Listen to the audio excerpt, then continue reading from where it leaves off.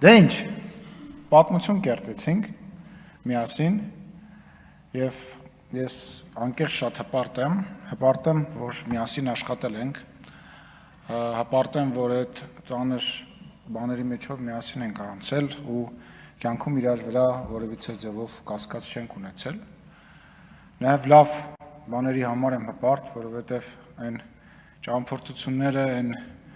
իրադարձությունները, այն բանակցությունները, այն միջազգային հանդիպումները, որը որ մենք ենք իրականացրել միասին, իրոք պատմական են, մերսի շատ, ապրեք բոլորդ։ Ես նույնպես շնորհակալություն եմ հայտնում բոլորիդ, նաև աշխատակազմին, բոլոր բաժիններին շնորհակալություն եմ հայտնում եւ պարոն Ռուբինյանին, իմ ընկերոջը հաջողություն եմ մաղթում, թող ինքը լինի երկրորդ ազգային ժողովի նախագահ, որ ստաբիլ 5 տարի կունենա ազգային ժողովում եւ եթե ինչ-որ աշխատանքիս ընթացքում ինչ-որ մեկի նկատմամբ անարդար եմ եղել, թող ներողամիտ լինեն։